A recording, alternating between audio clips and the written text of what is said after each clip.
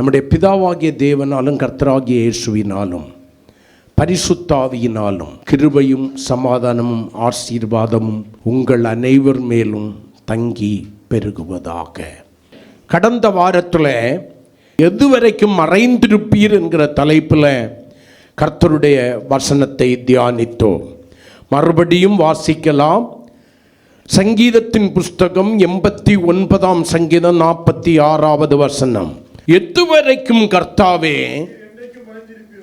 நீர் என்றைக்கும் மறைந்திருப்பீரோ, உமது கோபம் அக்கினியை போல் எரியுமோ. அல்லேலூயா. எதுவரைக்கும் கர்த்தாவே நீர் என்றைக்கும் மறைந்திருப்பீரோ, எதுவரைக்கும் உம்மை எனக்கு வெளிப்படுத்தாதபடி, எதுவரைக்கும் உம்முடைய முகத்தை என் மேல் பிரகாசிக்கப்படாதபடிக்கு நீர் மறைந்திருப்பீர். எதுவரைக்கும் என்னுடைய கூப்பிடுதல் உம்முடைய சமூகத்திலே வந்து எட்டாதபடிக்கு நீர் மறைந்திருப்பீர். மனுஷன் தேவனை பார்த்து கேட்கிறதான ஒரு கேள்வி அது. எதுவரைக்கும் மறைந்திரும்? ஏன் மறைந்திருக்கிறீர் என்று கேட்டிருக்கலாம். நீர் உம்மை எனக்கு விரோதமாய் மறைத்துக் கொள்வதற்கு காரணம் என்ன என்று சொல்லி கேட்டிருக்கலாம். ஆனால் அதற்கான தைரியம் மனிதனுக்கு இல்லை. ஒரே ஒரு மனிதன் தேவனை பார்த்து ஒரு முறை கேட்டார், என்னுடைய மீறுதல் எத்தனை, அதை எனக்கு அறிவியும். நான் இன்னும் சுத்தவானாய் மாற வேண்டிய காரியம் என்ன, எங்கே நான் தவறி இருக்கிறேன் எனக்கு அறிவியும் என்று. அந்த மனிதனுக்கு கடைசியில் கர்த்தர் என்ன பண்ணினார்? பெருங்காற்றிலிருந்து உத்தரவு அருளினார். ஏன்னா கேட்கும்படியான தகுதி அந்த யோபுவுக்கு இருந்தது. யோபுவின் புஸ்தகம் 1ஆம் அதிகாரத்தின் ஆரம்பத்திலேயே கர்த்தர் யோபுவை குறித்து சாத்தானிடத்தில் சாட்சி கொடுக்கிறார். ஆமென். சாத்தானிடத்தில் ஆண்டவர் யோபுவை குறித்து சாட்சி கொடுக்கிற அளவிற்கு யோபுவினுடைய வாழ்க்கை அவ்வளவு மேன்மையானதா இருந்தது. ஆனால் நம்முடைய வாழ்க்கையிலும் இந்த எதுவரைக்கும் என்கிற கேள்வி இல்லாமல் இல்லை. இந்த கேள்வியை தேவனை பார்த்து கேட்பதற்கு நமக்கு தகுதி உண்டா என்று கேட்டால் கிருபையை தவிர வேறு ஒன்றும் இல்லை. ஒரு தகுதியும் இல்லாதவர்களாகிய நாம் தேவனை பார்த்து கேள்வி கேட்கிறோம். எதுவரைக்கும் மறைந்திருப்பீர்? எதுவரைக்கும் ஆண்டவரை மறைந்திருப்பீர்? இன்னும் எத்தனை காலங்கள் எனக்கு விரோதமாக உம்மை மறைத்துக் கொண்டிருப்பீர்? எதுவரைக்கும் நான் இப்படிப்பட்டதான சூழ்நிலைகளுக்குள்ளாய் அகப்பட்டு கிடக்க வேண்டும்? நீர் உம்மை மறைத்துக் கொண்டிருப்பதனால் நான் என்ன பண்ணி கொண்டிருக்கிறேன்? திகைத்து கொண்டிருக்கிறேன். சங்கீதம் 104 சமுத்திரத்திலே வாழுகிறதான திமிங்கலங்களுக்கு அவர் கரங்களை திறந்து என்ன கொடுக்கிறாரா? ஆகாரம் கொடுக்கிறாரா? அவர் தம்முடைய முகத்தை மறைத்த போது அவைகள் என்ன பண்ணவா? திகைத்து போயிற்று. சமுத்திரத்தில் இருக்கிற மிக பெரிய ஒரு விலங்கு அது. தன் இஷ்டத்திற்கு வேட்டையாடுகிற, எதையும் வேட்டையாடுகிறதான, தன்னுடைய தேவைகளை பூர்த்தி செய்கிறதான பலன் அதற்குண்டு. ஆனால் கர்த்தர் அதற்கு கொடுக்க வேண்டிய ஆகாரத்தை கொடுப்பதற்கு மனதற்றவராக தன்னுடைய முகத்தை மறைத்து கொண்டாரே. ஆனால் அது என்ன பண்ணுகிறதா? திகைக்கிறது என்று சொல்லி சங்கீதக்காரன் 104 27 முதல் 29 வசனத்தில் வாசிக்கிறான். 27 முதல் 29 வசனத்தில் சங்கீதக்காரன் சொன்னதை கடந்த வாரத்தில் பார்த்தோம். ஆசாப் என்கிறதான தேவனுடைய மனுஷன் தேவனை பார்த்து ஜெபிக்கிறான். 80ஆம் சங்கீதம் 7வது வசனத்தை கொஞ்சம் வாசிங்க. சேனைகளின் தேவனே, எங்களை திருப்பி கொண்டு வாரும், உம்முடைய முகத்தை பிரகாசிக்க பண்ணும், அப்பொழுது ரட்சிக்கப்படுவோம். நீர் மறைத்து கொண்டிருக்கிற தேவனாய் அல்ல, உம்முடைய முகத்தை எங்களுக்கு வெளிப்படுத்தி எங்கள் மேல் பிரகாசிக்க பண்ணுகிற தேவனாய், எங்களை பார்க்கிற தேவனாய் மாறும்போது, உம்முடைய கண்கள் ஆகாரை கண்டதை போல எங்களை காண்கிற கண்களாய் மாறும்போது, உம்முடைய முகம் மறைக்கப்படாதபடிக்கு எங்கள் மேல் பிரகாசமாய் இருக்கும்போது நாங்கள் என்ன பண்ணப்படுவோம்? இந்த இக்கட்டுகள், இந்த நெருக்கங்கள், இந்த பிரச்சனைகள், இந்த போராட்டங்களில் இருந்தெல்லாம் ரட்சிக்கப்பட்டு விடுவோம். ரட்சிக்கப்படுவோம். எதுவரைக்கும் மறைத்து கொண்டிருப்பீர்? கடந்த வாரத்தில் இந்த பதிலை குறித்து நான் உங்களுக்கு சொன்னேன். எதுவரைக்கும் தேவன் தன்னை மறைத்து கொண்டிருக்கிறார்? ஏன் மறைத்து கொண்டிருக்கிறேன் என்று சொல்லுகிறார்.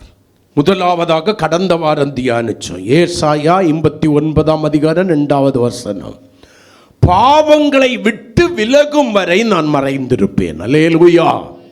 எப்பொழுது உன்னுடைய பாவத்தை முற்றிலுமாய் உன்னை விட்டு விலக்குகிறாயோ, நீ மனம் திரும்ப வேண்டிய காரியத்திலே மனம் திரும்பி குணப்பட்டு பாவமற்ற பரிசுத்தனாய் மாறுகிறாயோ, அப்பொழுது மறைந்திருக்கிற நான் மறுபடியும் என்னுடைய முகத்தை உண்மையில் என்ன பண்ணுவேன், பிரகாசிப்பேன் என்று சொல்லி ஆண்டவர் சொல்லுகிறார். எதுவரைக்கும் என்கிற கேள்வி கேட்கிற நமக்கு இன்னைக்கு சொல்றது அதுதான். இங்கே மீறுதல் செய்யாத சுத்தம் இல்லை. ஏதோ தேவனுடைய வசனத்திற்கு புறம்பாய் நாம் செய்கிற ஒரு காரியமாய் இருக்கலாம் தேவன் தன்னை மறைத்து கொண்டிருப்பதற்கு காரணம். ஏதோ ஒரு காரியமாய் இருக்கலாம். அந்த காரியத்தை நீங்கள் பெரிதுபடுத்தாமல் இருக்கலாம். உங்களுடைய கண்களுக்கு அது சாதாரணமான ஒரு காரியமாய் இருக்கலாம். யாரும் செய்யாததை நான் செய்கிறேன் என்கிற ஒரு கேள்வி உங்களுக்குள்ளாய் எழும்பிக் கொண்டிருக்கலாம். உங்கள் பார்வையிலே உங்களைப் போல நீதி உள்ளவர்கள் யாரும் இல்லை என்று சொல்கிறதான ஒரு நினைவு உங்களுக்குள்ளாய் ஓடிக்கொண்டிருக்கலாம். ஐ ஆம் பர்ஃபெக்ட் என்கிறதான உங்களை குறித்து நீங்களே மதிப்பெண் போடுகிறவர்களா இந்த இடத்துல இருந்து கொண்டிருக்கலாம். ஆனால் ஏதோ ஒரு காரியம், தேவ பிரமாணத்திற்கு விரோதமாய் நீங்கள் செய்கிற ஒரு காரியம், வாழுகிற வாழ்க்கை, போகிற பாதை, நினைக்கிற நினைவுகள், பேசுகிற வார்த்தைகள், பார்க்கிற காரியங்கள், கேட்கிற காரியங்கள் எல்லாம் சேர்ந்து தேவனுடைய முகத்தை மறைப்பதற்கு ஏதுவான பாவமாய் இருக்கிறது. உன்னுடைய பாவம் என்ன என்பதை பல முறை கர்த்தர் உனக்கு என்ன பண்ணிட்டாரு, வேதத்தை தியானிக்கிறதான வேளையிலே உனக்கு உணர்த்தி காண்பித்தார். அதனால வேதத்தை தியானிக்க வேண்டாம். ஜெப வேளையிலே கர்த்தர் உனக்கு உணர்த்தி காண்பித்தார். நீ என்ன நினைக்கிற, இது மற்றவர்களுடைய பாவம் என்று சொல்லி நினைக்கிறியே தவிர உன்னுடைய பாவம் என்று சொல்லி நீ ஒத்துக்கொள்ளவில்லை. மற்றவர்களை ஆதாம் அடையாளம் காண்பித்து, ஏவாள் அடையாளம் காண்பித்து தப்பிக்கொள்ள நினைத்தது போல நீயும் உன்னை தப்பித்துக் கொள்ள நினைக்கிறாயே தவிர மற்றவர்களை அடையாளம் காண்பித்து உன்னுடைய குறைகளை உணர்ந்து தேவனிடத்திற்கு மனப்பூர்வமாய் மனம் திரும்புகிற அனுபவம் இல்லை. ஆனால் ஆண்டவரை பார்த்து கேட்கிறேன், எதுவரைக்கும் மறைத்து கொண்டிருப்பி, எதுவரைக்கும் மறைத்து கொண்டிருப்பி? ஆண்டவர் சொன்ன பதில் உங்களை எத்தனை பேரை தொட்டது என்று எனக்கு தெரியாது. எத்தனை பேர் உங்களுடையதான அந்தரங்க வாழ்க்கையை புரிந்து கொண்டு தேவனுக்கு முன்பாக கிரயம் செலுத்தி மனம் திரும்பினீர்கள் என்று தெரியாது. உங்களுடைய பொல்லாத கிரியைகளை, நினைவுகளை விட்டு மனம் திரும்பினீர்கள் என்று தெரியாது. ஆனாலும் வசனத்திற்கு புறம்பாய் வாழுகிற வாழ்க்கை, தேவ சித்தத்தை உடைத்து போடுகிற வாழ்க்கை, தேவனுடைய விருப்பத்திற்கு நேர் எதிராக வாழுகிற வாழ்க்கையும் வாழ்க்கை முறையும் இன்னமும் உங்களிடத்தில் இருக்கதானே செய்கிறது. அப்ப நீங்கள் மனம் திரும்பி குணப்பட்டது உண்மையானால், அந்த பழைய மனுஷனுடைய விட்டு விலகின பாவங்கள் ஏன் மறுபடியும் உங்களுக்குள்ளாய் தலை தூக்குகிறது? அந்த சுபாவங்கள் ஏன் உங்களுக்குள்ளாய் தலை தூக்குகிறது? மறுபடியும் அதே கோபம், அதே எரிச்சல், அதே பொறாமை, அதே வைராக்கியம், அதே தூஷணம், அதே பகை ஏன் உங்களுக்குள்ளாய் பெருகி கொண்டிருக்கிறது? ஏன் உங்களுக்குள்ளாய் உள்ளத்துக்குள் உண்மையாய் இருக்கிற விரும்புகிற ஆண்டவருக்கு முன்பாக உங்களுடைய உள்ளம் மாறுபாடுகளினால் நிரம்பி இருக்கிறது? ஏன் உண்மை இல்லை? உங்களுக்குள்ளாய் இருக்கிற பாவமே அப்படி செய்கிறது. நன்மை செய்ய வேண்டும் என்கிற விருப்பம் எனக்கு உண்டு, ஆனாலும் நன்மை செய்கிறது என்கிட்ட இல்லை. ஆராய்ந்து பார்க்கிறேன், ஏன் நன்மை செய்ய விருப்பம் இருந்தும் ஏன் என்னிடத்தில் நன்மை செய்கிற அந்த சுபாவம் வரவில்லை? நன்மை என்பது இல்லாதவர்களுக்கு நான் பகிர்ந்து கொடுக்கிற காரியங்கள் மட்டுமல்ல, கிறிஸ்து என்கிற நன்மையை கூட நான் மற்றவர்களுக்கு அடையாளம் காட்ட வேண்டுமே. என் நல்நடக்கை என்கிற நன்மையை மற்றவர்களுக்கு நான் அடையாளம் காட்ட வேண்டுமே. அநேக நன்மைகள் உண்டு தானே, ஏன் என்கிட்ட அந்த நன்மை இல்லை? செய்ய வேண்டும் என்கிற விருப்பம் இருந்தாலும் ஏன் செய்ய முடியாதபடிக்கு தடை பண்ணப்படுகிறேன்? அதே மனிதனே வெளிப்பாடை சொல்லுகிறான்.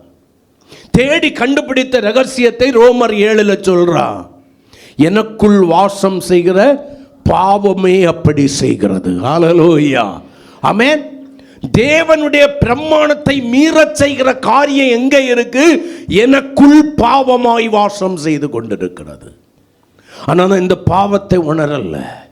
அநேக காரியங்கள் பாவம் என்று உணர்த்தப்பட்டால் கூட, கர்த்தர் என்னோடு கூட வெளிப்படையாய் பேசினால் கூட, உணர்ந்து மனம் திரும்புகிற அனுபவம் என்னுடைய வாழ்க்கையில் இல்லாம போயிற்று. அதனால தான் ஆண்டவர் சொல்கிறார், பாவங்களை விட்டு விலகும் வரை மறைந்திருப்பேன். உன்னுடைய திகைத்தல் உன்னை விட்டு விலகப் போவதில்லை. இரண்டாவதாக, எதுவரைக்கும் அவர் மறைந்திருப்பார்? எதுவரைக்கும் கர்த்தர் தன்னை உனக்கு விரோதமாய் மறைத்துக் கொண்டிருப்பார்? எதுவரைக்கும் உன்னை பார்ப்பதற்கு மனதற்றவரை போல இருப்பார்? பார்க்கும்படியான தருணங்கள் வந்தாலும், கேட்கும்படியான தருணங்கள் வந்தாலும், கேளாதவரை போலவும் பாராதவரை போலவும் எதுவரைக்கும் மறைந்திருப்பார்? யாத்ராகமம் 10ஆம் அதிகாரம் 3வது வசனத்தை வாசிப்போம். அப்படியே மோசேயும் ஆரோனும் பார்வோனிடத்தில் வந்து, உன்னை தாழ்த்த நீ எதுவரைக்கும் மனதில்லாதிருப்பாய்? என் சமூகத்தில் எனக்கு ஆராதனை செய்ய என் ஜனங்களை போகவிடு. ஆமென். கர்த்தர் பார்வோனுக்கு மோசேயும் ஆரோனையும் கொண்டு சொன்ன ஒரு வார்த்தையை தான் இரண்டாவதாக, அவருடைய முகம் மறைக்கப்படுவதற்கு அல்லது உனக்கு விரோதமாய் அவர் மறைந்திருப்பதற்கு, தன்னை ஒளித்துக் கொள்வதற்கு காரணம் என்ன என்று சொல்கிறது. அந்த வசனம் இப்படியாய் சொல்கிறது, நீ எதுவரைக்கும் உன்னை தாழ்த்த எதுவரைக்கும் மனதில்லாதிருப்பாய். அப்ப இரண்டாவதாக, நீ உன்னை உண்மையாய் தாழ்த்தும் வரை நான் என்னை மறைத்துக் கொண்டிருப்பேன். உண்மையான மனத்தாழ்மை உனக்குள்ளாய் வரும் வரையிலும், என்னை குறித்த பயத்தோடு கூடிய அந்த மனத்தாழ்மை உனக்குள்ளால வரும் வரையிலும் நான் என்ன பண்ணிட்டு இருப்பேன்? என்னை மறைத்து கொண்டிருக்கிற தேவன் ஆயிருப்பேன். நான் அடிக்கடி சபைக்கு சொல்லுவேன், வார்த்தையில் இருக்கிற தாழ்மை வாழ்க்கையில் இல்லை, இருதயத்தில் இல்லை. பாடி லாங்குவேஜில் இருக்கிற தாழ்மை எங்க கிடையாது? இருதயத்தில் இல்லை. ஆண்டவர் தேவனுடைய பிள்ளைகளிடத்தில் எதிர்பார்க்கிற தாழ்மைக்கு பேர் என்ன? மாயமான தாழ்மை அல்ல, உண்மையான மனத்தாழ்மையை எதிர்பார்க்கிறார். கர்த்தருக்கு ஸ்தோத்திரம். அநேக வேளையிலே நம்மை தேவனுக்கு முன்பாக தாழ்த்தினதை போலதான் இருக்கிறது. ஆனா உண்மையிலே நம்ம தாழ்மைப்பட்டிருக்கிறோமான்னா இல்லை. அந்த நேரத்திற்கு தாழ்த்துகிறோம். வெளியே போய் பழைய குருடி கதவை மறுபடியும் திரடி என்கிற நிர்பந்தமான நிலைமைக்கு நம்ம தள்ளப்பட்டோம். அருமையான தேவனுடைய பிள்ளைகளே, ஆண்டவர் தன்னை சிலுவையின் மரண பரியந்தம் தாழ்த்தியாக்கும் தாழ்மை இன்னதென்று நமக்கு கற்றுத்தந்தார். அவர் சிலுவையிலே எதற்காக தன்னை தாழ்த்தினார்? பிதாவின் சித்தம் செய்து தன்னைக்கு தாழ்மையை வெளிப்படுத்தினார். எந்த ஒரு மனிதன் தேவனாலே வாழ்க்கையின் முறைமையை கற்றுக்கொண்டு அதை நிறைவேற்றி வாழ்கிறானோ அவன் தாழ்மை உள்ளவனாய் இருக்கிறான். எவ்வளவுதான் கற்றுக்கொண்டாலும் கற்றுக் கொடுக்கப்பட்டாலும் அவன் கேளாதவனையும் கேளாதவளையும் போல இருக்கிறதான வேளையில் அவர்கள் தாழ்மையற்றவர்களாய் இருக்கிறார்கள்.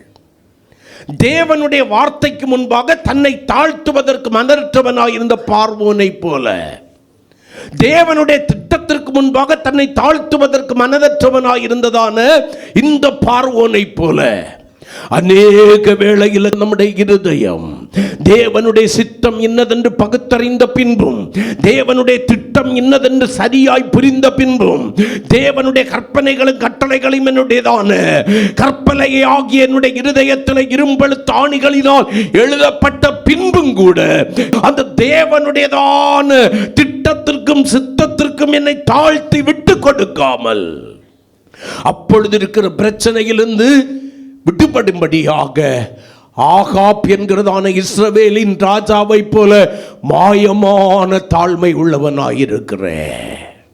மனப்பூர்வமான மனத்தாழ்மை எனக்குள்ளால வரல. பார்வோனை பாருங்க, ஒவ்வொரு முறையும் தன்னை தாழ்த்துகிறான். அந்த வாதை அவனை விட்டும் அவன் ஜனத்தை விட்டும் தேசத்தை விட்டும் விலகி போன உடனே மறுபடியும் தன்னுடைய இருதயத்தை கடினப்படுத்துகிறான். தேவ சமூகத்தில் இருக்கிற தேவனுடைய பிள்ளையே, உங்களில் அநேக பேர் அப்படிப்பட்ட நிலையோடு கூட தான் இருக்கிறீங்க. உங்களுடைய வாழ்க்கையில நெருக்கங்கள் வரும்போது, பிரச்சனைகள் வரும்போது, போராட்டங்கள் வரும்போது, நிந்தைகள் வரும்போது, அவமானங்கள் வரும்போது, தப்பிக்கொள்ள முடியாத சூழ்நிலைகள் வரும்போது, மரண கண்ணிகள் வருகிறதான வேளையில், சிறையிருப்புகள் வருகிறதான வேளையில், குறைச்சல்கள் வருகிறதான வேளையில், நம்பினோர் எல்லோரும் தங்களுடைய முகத்தை மறைக்கிறதான வேளையில், எல்லாவற்றிலும் நீங்கள் நிர்பந்தமான மனுஷனாய், நிர்பந்தமான மனுஷியாய் தள்ளப்படுகிறதான வேளையில் நீங்கள் தாழ்த்துகிறதை போல தாழ்த்துகிறீர்கள்.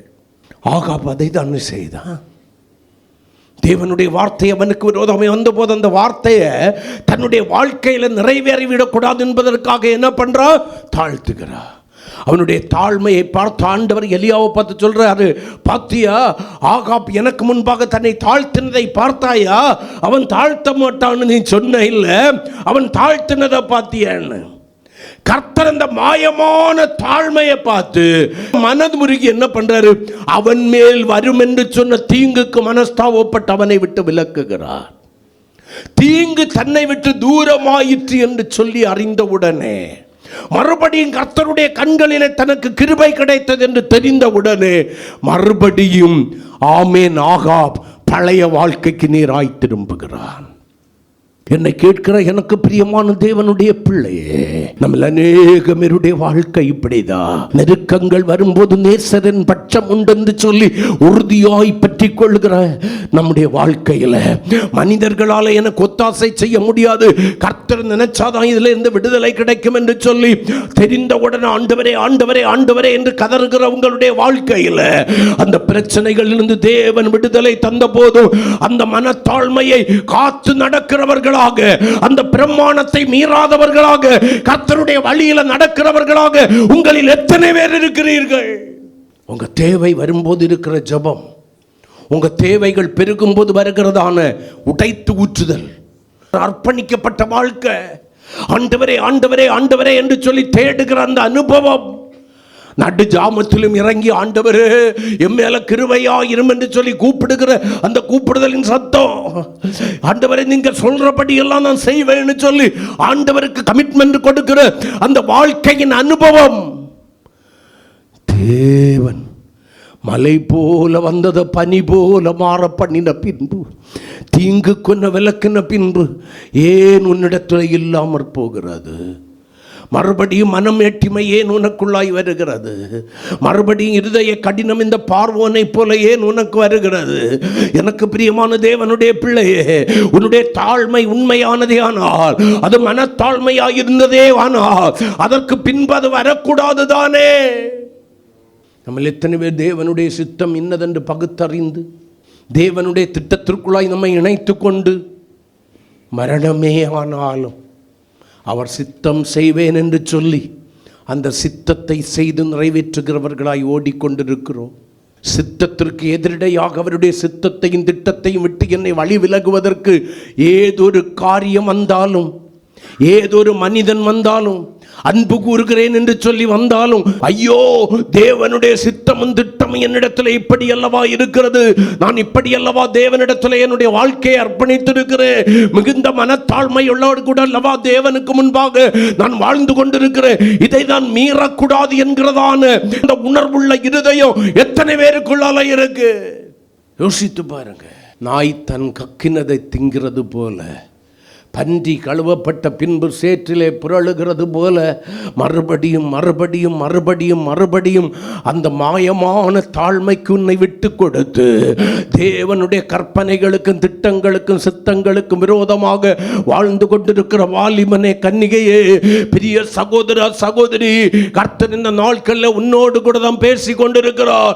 எதுவரைக்கும் தன்னை மறைத்து கொண்டிருப்பாரான் தெரியுமா? நீ உண்மையான மனத்தாழ்மை உள்ளவனாய், உண்மையான மனத்தாழ்மை உள்ளவளாய் மாறும் வரையிலும் கர்த்தர் தன்னை மறைத்து கொண்டிருப்பா. எப்ப உனக்குள்ள உண்மையான மனத்தாழ்மையாகிய மனத்தாழ்மை என்கிற ஒன்று வருகிறதோ அன்னைக்கு கர்த்தர் மறுபடியும் உன்னிடத்திற்கு திரும்புவார். உங்களில் அநேக பேர் கர்த்தருக்கு ஸ்தோத்திரம், தேவன் தன்னை மறைத்து கொண்டிருக்கிறதை உணராதிருக்கிறீர்கள். பில்லி சூனியம் என்கிறீர்கள், ஏவல் பிசாசு என்கிறீர்கள், எரிச்சல் என்கிறீர்கள், பொறாமை என்கிறீர்கள், எதிர்ச்சபம் என்கிறீர்கள், செவ்வினை என்கிறீர்கள், எதையோ சொல்லிக் கொண்டிருக்கிறீர்கள். ஆனால் தேவனுடைய முகம் உங்கள் மேல் பிரகாசமாய் இருக்கும் வரையிலோ, தேவனுடைய கண்கள் உங்கள் மேல் நோக்கமாய் இருந்தது வரையிலோ, எந்த பில்லி சூனியம், எந்த ஏவல் பிசாசும், எந்த மாந்திரிகமும், எந்த செவ்வினையும், எந்த எதிர்ஜெபமும் உங்களை அணுகவில்லை. கர்த்தர் உங்களுக்கு அரணும் கோட்டையும் பாதுகாவலுமாயிருந்தார். அதை குறிச்ச பயம் உங்களுக்கு இல்ல. கர்த்தர் என் பட்சத்தில் இருக்கிறார், நான் பயப்படே. அவருடைய முகம் என் மேல் பிரகாசமாய் இருக்கிறது, நான் பயப்பட வேண்டிய அவசியம் இல்லை.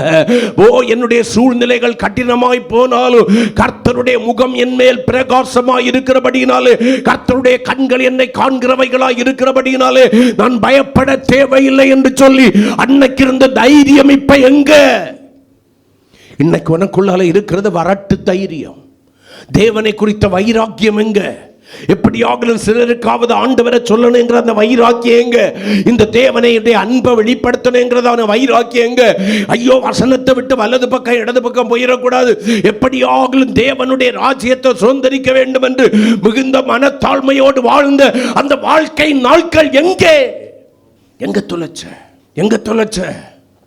ஆனா இன்னைக்கு எதை கேட்கறது தெரியுமா? ஆண்டவரே, நீர் காணாமலும் கேளாமலும் மௌனமாய் இருக்கிறது என்ன ஆண்டவரே? ஏன் ஆண்டவரே மறைத்து இருக்கிறீர்? ஒரு முறை ஒரு விசை உம்முடைய முகத்தை என் மேல் பிரகாசியும் ஆண்டவரே என்று கதறியே.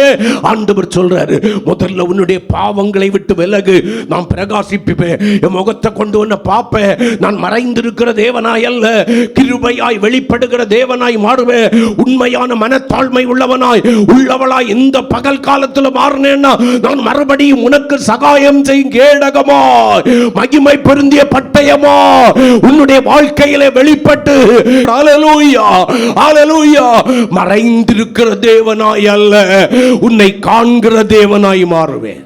நீ உன்னுடைய தவறுகளை உணரவில்லை, ஒத்துக்கொள்ளவில்லை. தாழ்மைனாலே என்ன தெரியுமா? தவறு என்பதை உண்மையாய் உணர்ந்து மனம் வருந்தி மனம் திரும்புவதுதான் மனத்தாழ்மை. கரங்களை கொட்டி ஆமென். என்னுடைய தவறை மூடி மறைப்பதற்காக என்னை நீதி உள்ளவளாய் தேவனுக்கு முன்பாகவும் மனுஷனுக்கு முன்பாகவும் சித்தரிக்கிறதல்ல மனத்தாழ்மை.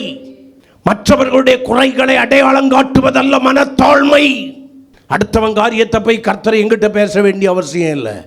எத்தனை பேர் உணர்ந்து ஒத்துக்கொண்டிருக்கிறோம்? எத்தனை பேர் விட்டு விலகி மனப்பூர்வமாய்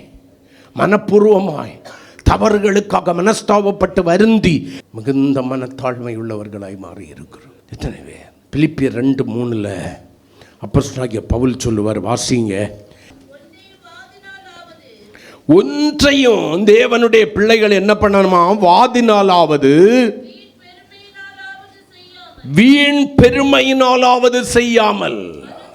இன்னைக்கு வாதினால சில காரியங்களை செய்கிறோம், வீண் பெருமையை எதிர்பார்த்து, மற்றவர்களிடத்தில் புகழ்ச்சியை எதிர்பார்த்து சில காரியங்களை செய்கிறோம். அல்லேலூயா அல்லேலூயா. ஆனா ஆண்டவர் சபைக்கு சொல்லும்போது என்ன சொல்றாரு? ஒருவனாகிலும் வாதினாலாவது வீண் பெருமையினாலாவது செய்யாமல்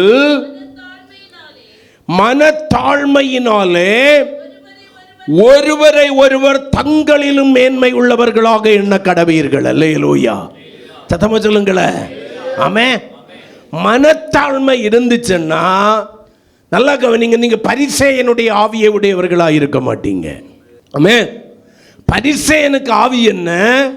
தன்னை தாழ்த்துகிறதை போல தேவ சமூகத்தில் அடையாளம் காட்டுகிறான். அவனுடைய ஜெபத்தை பார்த்தீங்கன்னா தாழ்மை உள்ளது போல, தேவனுக்கு பிரியமானவனை போல, கற்பனையை விட்டு வலது பக்கம் இடது பக்கம் சாயாதவனை போல, தேவ பிரியனாய் வாழுகிறது போல இருக்கும் அவனுடைய ஜெபம். அப்படி ஆனா அந்த ஜெபத்துல என்ன சொல்றான் தெரியுமா?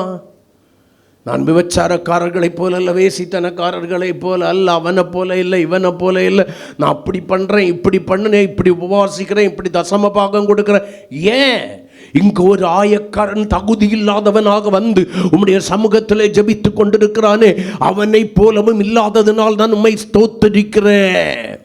தன்னை தாழ்மை உடையவனை போல வெளிப்புறமாய் அடையாளம் காட்டினாலும் தன்னுடைய பெருமையை வெளிப்படுத்துகிறதான, தன்னுடைய மதிகேட்டை தேவ சமூகத்தில் கூட தன்னுடைய ஜெபத்தில் கூட வெளிப்படுத்துகிறதான பரிசேயனுடைய ஆவி.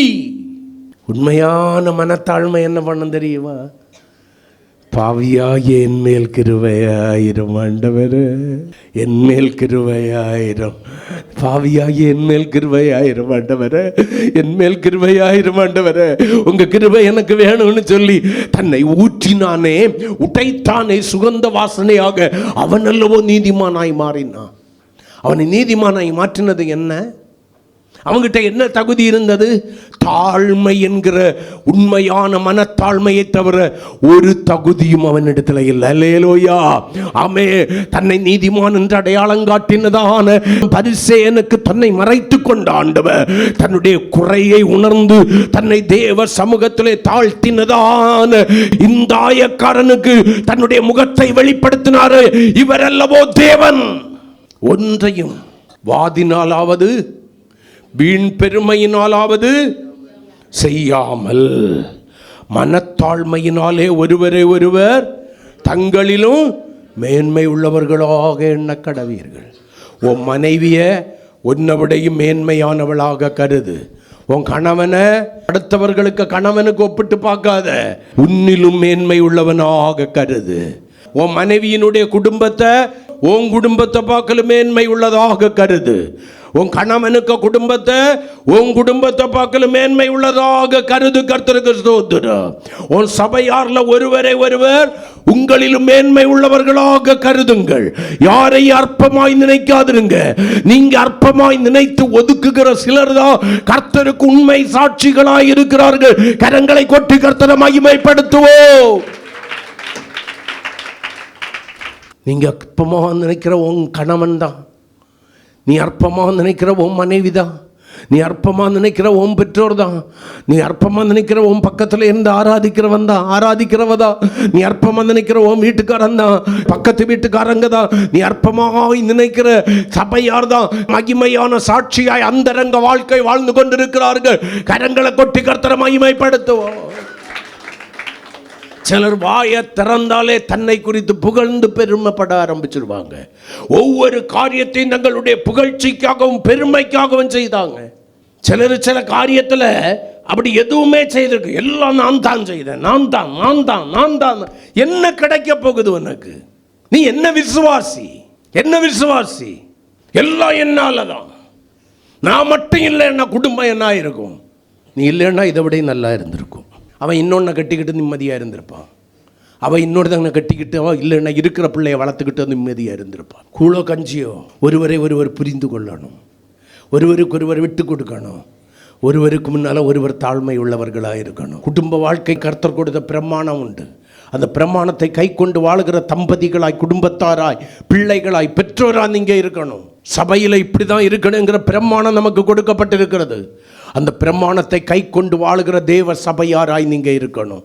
ஆமென் சொல்லுங்களேன். அல்லேலூயா. சபையார்கிட்ட இப்படி தான் இருக்கணும் சொல்லி கொடுக்கப்பட்டதான பிரமாணம் ஊழியக்காரனுக்கு உண்டு. அதை கை கொண்டு ஊழியம் செய்கிற ஊழியக்காரனாக இருக்கணும். அம்மா ஒன்றவரே நான் சாம்பலாக்கும், நான் பிஞ்சு போன தெரிப்பாக்கும், தேஞ்சு போன வழுக்குமாறாக்கும், நான் கந்தையாக்கும். நீ அப்படி இருந்ததை தான் உன்னை மேன்மைப்படுத்தி வச்சிருந்தாரு. உண்மையிலே யாராவது போய் பெருக்குமாறு, தேஞ்சு போன பெருக்குமாறுன்னு கூப்பிட்டு பாருங்க, கிழிஞ்சு போன செரிப்புன்னு கூப்பிட்டு பாருங்க. அட்டி செருப்பால யாரை என்ன சொன்ன? ரட்சிக்கப்பட்ட நாட்களில் சில வாலிபர்கள் கூடி ஜெபிப்பது வழக்கம். அதில் ஒரு வாலிபன் எப்போ ஜெபம் பண்ணினாலும் இந்த வார்த்தையே சொல்லுவாங்க. எங்களை நடத்துறதுக்கு பாஸ்டர் எல்லாம் கிடையாது. நாங்கள் ஒரு 5-6 பேராக கூடி ஜெபம் பண்ணுவோம். வாரத்தில் ஒரு நாள் ஜெபம் பண்ணுவோம்.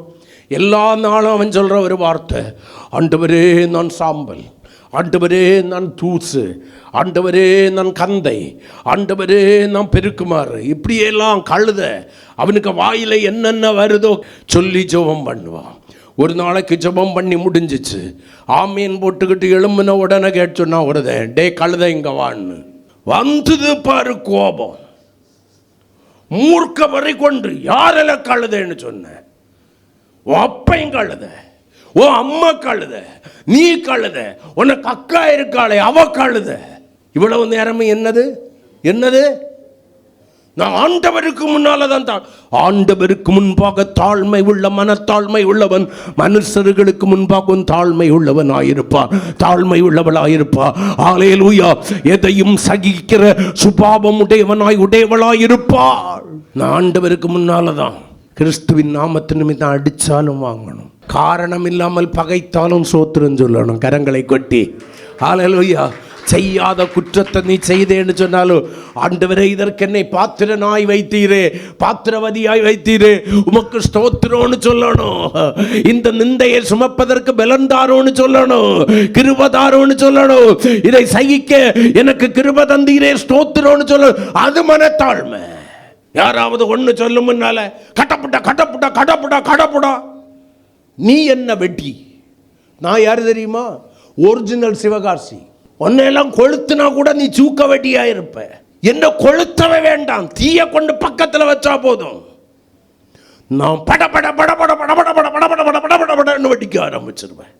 நான் வெடிக்க ஆரம்பிச்சிட்டேன்னு வச்சுக்க, நீ வெடிச்சிருவே. எனக்கு முன்னால உனக்குள்ள தேவனுடைய ஆவி இருக்கா, இல்ல அசுத்த ஆவி இருக்கா? என்ன ஆவி இருக்கு? உன் கணவன் சொல்லுகிற ஒரு வார்த்தைக்கு கீழ்ப்படிந்து அடங்க முடியாத உனக்குள்ள என்ன தாழ்மை இருக்கிறது?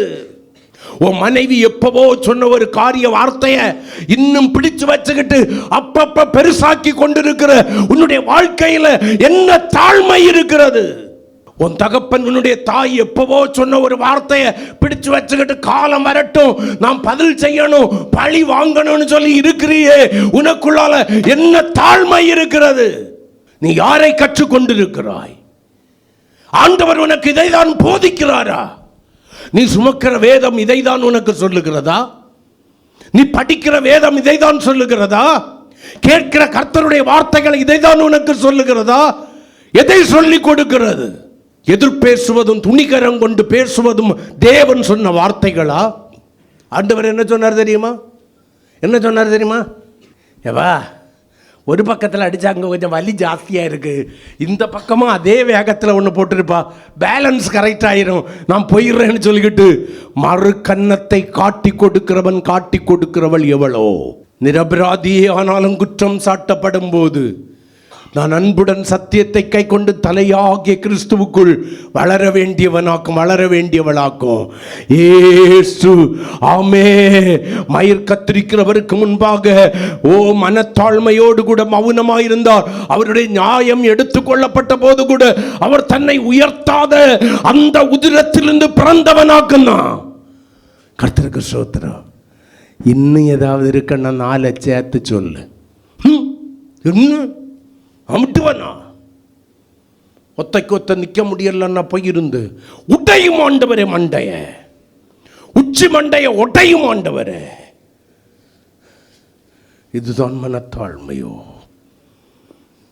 ஒருவருக்கொருவர் விரோதமாய் பேசாதிருங்கள் என்று சொல்லி வேதம் சொல்லுது.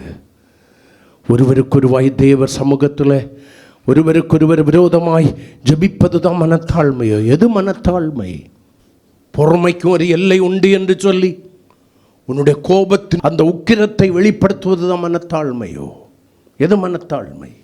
உண்மையான மனத்தாழ்மை என்னைக்கு உனக்கு உண்டால வருதோ அன்னைக்கு மறைக்கப்பட்ட அவர் மறுபடியும் உன்னை பார்ப்பா. தன்னை மறைத்து கொண்டிருக்கிறவர் உன்னை இரட்சிக்கும்படியாக உன்னிடத்திற்கு திரும்புவார். அல்லேலூயா. 2 நாளாகமத்தின் புஸ்தகம் 7ஆம் அதிகாரம் 14-15 வசனங்களில் தேவனுடைய இரக்கம், தேவனுடைய கிருபை, தேவனுடைய பார்வை மறுபடியும் ஒரு மனுஷனுக்கு முன்னால வரணும்னா என்ன செய்யணுங்கிறத சொல்றாரு. வாசிக்கலாம். என் நாமம் தரிக்கப்பட்ட என் ஜனங்கள், அப்படின்னா கர்த்தராகிய இயேசு கிறிஸ்துவை சொந்த இரட்சகராய் ஏற்றுக்கொண்டு பிதா குமாரன் பரிசுத்த ஆவியின் நாமத்தினாலே ஞானஸ்நானம் எடுத்து அவருடைய பிள்ளைகளாய் மாறப்பட்ட அவருடைய நாமம் தரிக்கப்பட்ட அவருடைய ஜனங்கள் தங்களை என்ன பண்ணணும்? தாழ்த்தி ஜெபம் பண்ணி என் முகத்தை தேடி தங்கள் பொல்லாத வழிகளை விட்டு திரும்பினால் அப்பொழுது பரலோகத்தில் இருக்கிற நான் கேட்டு அவர்கள் பாவத்தை மன்னித்து அவர்கள் தேசத்திற்கு சேமத்தை கொடுப்பேன். இந்த ஸ்தலத்திலே செய்யப்படும் ஜெபத்திற்கு என் கண்கள் திறந்தவைகளும் என் செவிகள் கவனிக்கிறவைகளுமா இருக்கும். கரங்களை கொட்டி யாருக்குள்ளால அந்த வசனத்தை கை கொண்டு தாழ்மையோடு கூட வாழுகிற வாழ்க்கை, பொல்லாத வழிகளை விட்டு திரும்பி தேவனுடைய முகத்தை தேடுகிற ஒரு வாழ்க்கை எந்த தேவ பிள்ளைக்குள்ளால இருக்கோ அவர்களை பார்க்கும்படி கர்த்தருடைய கண்களும் செவிகளும் அவர்கள் மேல் கவனமாயிருக்கிறது. அவர்கள் தங்களிடத்திலிருந்து கர்த்தரை நோக்கி கூப்பிடும்போது அவர் மறு உத்தரவு கொடுக்கிற தேவனாயிருப்பார். அவர் மறைந்திருக்கிற தேவனாய் அல்ல, மறைத்து கொண்டிருக்கிற தேவனாய் அல்ல, ஒவ்வொரு முறையும் தன்னை வெளிப்படுத்துகிற தேவனாயிருப்பார். என் நாமம் தரிக்கப்பட்ட என் ஜனங்களுக்குள்ளால முதலாவது இருக்க வேண்டியது என்ன தெரியுமா? தாழ்மை. பைபிள் தாழ்மையானவைகளுக்கு இணங்குங்கள்னு தான் சொல்லுதே தவிர பெருமையானவைகளுக்கு இணங்குங்கள் என்று சொல்லவே இல்லை. ஏன்னா தாழ்மை உள்ளவனுக்கு அவர் கிருபை அளித்து பெருமை உள்ளவனுக்கு எதிர்த்து நிற்கிற ஆண்டவர். ஏன் தெரியுமா எதிர்பேசுகிறாய்? பெருமை, மேட்டிமை, நான் சரி என்கிற துர்க்குணம் உனக்குள்ளால் மறைந்து வாழ்ந்து கொண்டிருக்கிறது. விட்டு கொடுத்து பாரு, கெட்டு போகவே மாட்டேன். கர்த்தர் உன்னுடைய தாழ்மையை பார்த்து அவங்க நடுவிலே உன்னை உயர்த்துவார். கரங்களை கொட்டி ஒருவருக்கு ஒருவர் விட்டு கொடுத்து பாருங்க. ஒருவரில் ஒருவர் ஊக்கமா அன்பு கூர்ந்து பாருங்க. உரசல் வரும், நான் தான் சரி நீ தான் சரின்னு விட்டு கொடுக்காம, பேசி வைராக்கியமா இருக்காம, தவறு செய்தது அதர் சைடா இருந்தா கூட பணிந்து போய் பாரு, அற்புதம் நடக்கும். கர்த்தர் அவர்கள் கண்களுக்கு முன்பாக உன்னை உயர்த்துவார். அவருடைய முகம் உனக்கு நேராக திருப்பப்படும். கரங்களை கொட்டி கர்த்தரை மகிமைப்படுத்துவோம். நிறைய குடும்பத்தில் என்ன தெரியுமா, வேணுமென்னா வருவான், எங்கே போயிடுவான், அவன் 3 நாள் வருவான், 4வது நாள் கொஞ்சம் கொஞ்சமாக பேக் அடிப்பான். இவளுக்கு தெரியாது, இவன் தானேப்பா பசிச்சா எங்கே தானே வரணும். எத்தனை ஹோட்டல் இருக்குது தெரியுமா? நீ உப்பும் புளியும் சரியாக சேர்க்காமல் கொடுக்குற சாப்பாடை பார்க்கலும் எல்லாம் கரெக்டாக போட்டு சமைச்சு வச்சுருக்கிறா, போயிடுவான். அதுக்கு பிறவைக்கு உட்காந்து சிங்கி அடித்த ஒரு பிரயோஜனமும் இல்லை. ஏசா சேஷ்ட புத்திர பாகத்தை இழந்த பிறவைக்கு அழுதது போல் அழுது காலம் ஃபுல்லாக அழுது பிரயோஜனம் இல்லை. வாழ்க்கை என்பது தாழ்மைக்குள் அடங்கி இருக்கிறது. அல்லேலூயா. எல்லாத்துக்கும் அப்படி இருந்தா பரவாயில்லை, இருந்து பாரு. இருக்க மேலே ஏறட்டும். ரொம்ப மேலே ஏறினா என்ன ஆகும்? பேலன்ஸ் தவறு கீழே விழுந்துடும் ஒரு நாளைக்கு. அது ஆணாக இருந்தாலும் சரி பெண்ணாக இருந்தாலும் அது வரைக்கும் ஏறும். அதனால தான் ஆண்டவர் சில நேரம் பொறுமையாக இருக்கிறது. நீ யார் மக்களே, யார் நீ? அளவுக்கு மீறி ஏறினேன்னா என்னது அடக்கும்? உன்னையும் அறியாமல் கீழே விழுந்துருவேன்னு ஆண்டவர் பொறுமையாக இருப்பார்.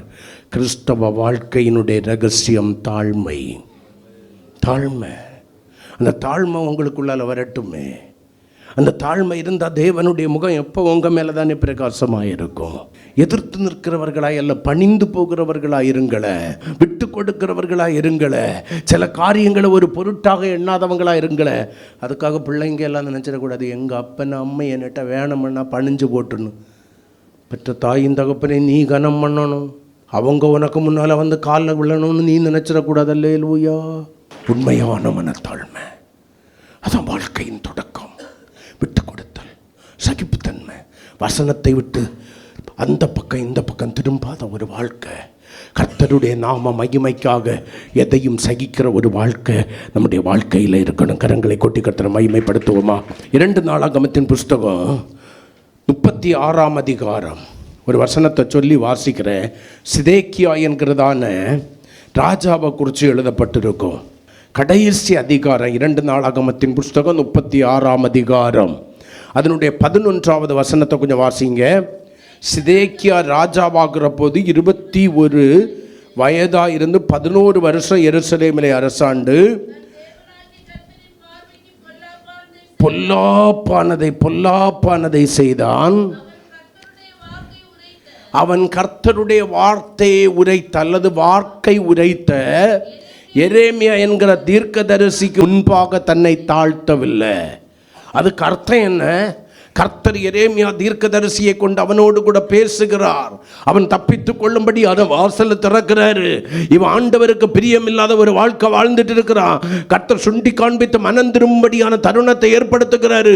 அந்த வார்த்தைக்கு விரோதமாய் தன்னுடைய இருதயத்தை கடினப்படுத்தினான். அந்த வார்த்தையை தன்னுடைய முதுகுக்கு பின்னால எரிஞ்சிட்டான். கர்த்தருக்கு ஸ்தோத்திரம். அந்த வார்த்தைக்கு முன்னால, அந்த எரேமியா தீர்க்கதரிசிக்கு முன்னால தாழ்த்தல்ல. 16வது வசனத்துல வாசிங்க. ஆனாலும் அவர்கள் தேவனுடைய ஸ்தானாதிபதிகளை பரியாசம் பண்ணி அவருடைய வார்த்தைகளை அசட்டை செய்து அவருடைய தீர்க்கதரிசிகளை நிந்தித்தபடியால் கர்த்தருடைய உக்கிரம் அவருடைய ஜனத்தின் மேல் மூண்டது, சகாயம் இல்லாமல் போயிற்று. இந்த சிதைக்கு அவனுடைய நிலைமையை கடைசியா நீங்க பார்த்தீங்கன்னா பாபிலோன் ராஜாவினாலே தண்டனைக்குட்படுத்தப்படுகிறான். இவனுடைய பிள்ளைகள் இவனுடைய கண்களின் முன்னாலே கொண்டு போடப்படுகிறார்கள். இவனுடைய கண்கள் கெடுக்கப்படுகிறது. அருமையான என்னுடைய தேவனுடைய பிள்ளையே, ஜாக்கிரதையா இருங்க. தாழ்மைப்பட வேண்டிய வேளையில கர்த்தருடைய வார்த்தைக்கு முன்னால, கர்த்தருக்கு ஸ்தோத்திரம், தேவ மனுஷனுக்கு முன்னால தாழ்மைப்படாம போனீங்கன்னா, கர்த்தருக்கு முன்னால தாழ்மைப்படாம போனீங்கன்னா, அங்கே வெளிப்படுகிறது என்ன? தேவனுடைய உக்கிரம். மறைக்கப்பட்ட முகம் கற்பாறையை போல் மாறி போகும், கற்பாறையை போல் மாறி போகும், கற்பாறையை போல் மாறி போகும். அதனால தான் மீகா 6:8 கூட வாசிங்க. மீகா 6:8, மனுஷனே, நன்மை இன்னதென்று அவர் உனக்கு அறிவித்திருக்கிறார். எது நன்மையாம்? நியாயம் செய்து இரக்கத்தை சிநேகித்து உன் தேவனுக்கு முன்பாக மனத்தாழ்மையாய் நடப்பதை அல்லாமல், அதாவது உன்னுடைய குற்றத்தை உணர்ந்து ஒத்துக்கொண்டு அதை விட்டு விலகி சுத்த இருதயத்தோடு வாழ்வதை அல்லாமல் வேறே எண்ணத்தை கர்த்தர் உன்னிடத்தில் எதிர்பார்க்கிறார். உன் ஆஸ்தியை எதிர்பார்க்கிறாரா? உன் சம்பாத்தியத்தை எதிர்பார்க்கிறாரா? உன் தசம பாகம் எல்லாம் அதுக்கு பெற வைக்கதான், உன் காணிக்கையெல்லாம் அதுக்கு பெற வைக்கதான். முதலாவது அவருடைய வார்த்தைக்கு முன்பாக நடுங்கி அவருடைய வார்த்தையை கை கொண்டு வாழுகிற ஒரு வாழ்க்கை, உன் குற்றத்தை உணர்ந்து ஒத்துக்கொண்டு அவைகளை விட்டு விலகி வாழுகிற ஒரு வாழ்க்கை, தேவனுடைய வார்த்தைக்கு விரோதமாக இருதயத்தை கடினப்படுத்தாத ஒரு வாழ்க்கை. நாளைக்கு பார்த்துக்கலாம், நாளைக்கு பார்த்துக்கலாம், நாளைக்கு பார்த்துக்கலான்னு தேவனுடைய வார்த்தையை அவமாக்காதபடிக்கு தேவனுடைய வார்த்தைக்கு முன்னால் உன்னை தாழ்த்தி வாழுகிற, கை கொண்டு நடக்கிற வாழ்க்கை. திரும்ப அந்த சுபாவங்கள் உனக்குள்ளால வராதபடிக்கு உன்னுடைய தாழ்மை மனத்தாழ்மையாக இருக்கும்படியான ஒரு வாழ்க்கை. அல்லேலூயா. அதை தான் கர்த்தர் உங்ககிட்ட எதிர்பார்க்கிறாரு. அப்படியே முழங்கால் படியிடுவோம். கர்த்தர் உங்களை ஆசீர்வதிப்பார். அருமையான தேவனுடைய பிள்ளையே, ஒரே ஒரு நிமிடம் நேரம் எதுவரைக்கும் மறைத்து கொண்டிருப்பே? உன்னுடைய பாவங்களை நீ விட்டு விலகும் வரைக்கும் மறைத்து கொண்டிருப்பே. எதுவரைக்கும் மறைத்து கொண்டிருப்பீர்? உனக்குள்ளாய் உண்மையான மனத்தாழ்மை வரும் வரையிலும், அல்லது நீ எனக்கு முன்பாக உண்மையாய் உன்னை தாழ்த்தும் வரையிலும் நான் மறைத்து கொண்டிருப்பேன். கர்த்தர் இன்னைக்கு உனக்கு பதில் தர்றாரு. அநேக வேளை இந்த கேள்வியை நீ ஆண்டவர்கிட்ட கேட்டிருக்கலாம். கர்த்தர் பதில் தர்றாரு. கர்த்தருடைய கரங்களில் ஒப்புக்கொடு. கர்த்தர் உன்னை ஆசீர்வதிப்பார்.